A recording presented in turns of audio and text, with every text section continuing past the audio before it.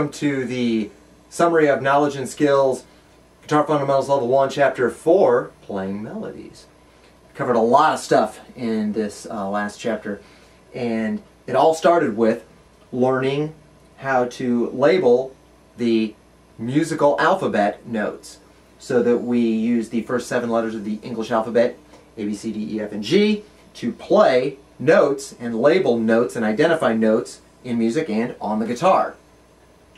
We then talked about where those notes are physically located on all the open strings, E, A, D, G, B, and E, and where they are on the first 5 frets. So that one string at a time we covered E, F, G, and B, C, D, and G, A, and then B, and then D, E, F, A, B, C, E, F, G, etc. And then we learned some simple basic melodies. We learned how to play a melody, Jingle Bells, on the top 2 strings. You should be able to play that melody, that, etc. We also learned a riff on the middle 2 strings, the D and the G strings, so that you should be able to play that little riff. And then we learned a little melody, a little riff on the bottom 2 strings as well.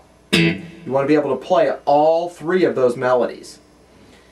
We also talked about how to learn and practice how to separate the process of learning a piece of music, so that how you can learn the physical locations of the notes and the physical movements and then worry about putting them in time. That it's a 2-step process that you should implement and use in order to learn from the beginning to even more intermediate and advanced pieces of music.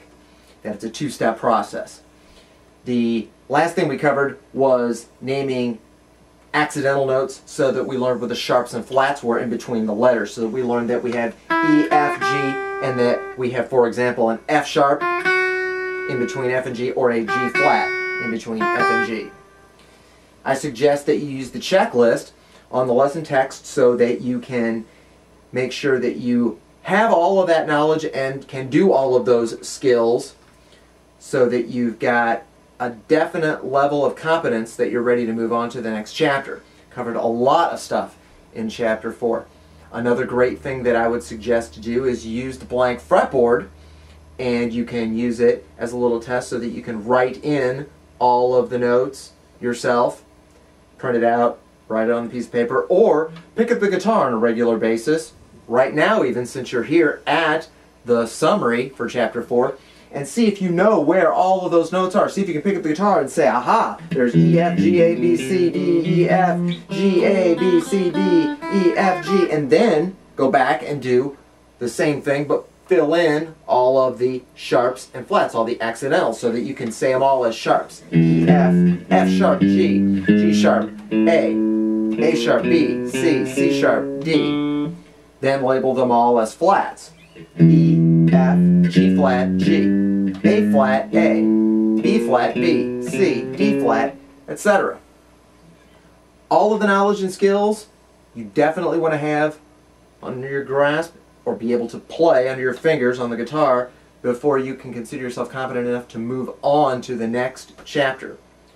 When you do all that stuff down, we'll see you at the next chapter, Chapter 5.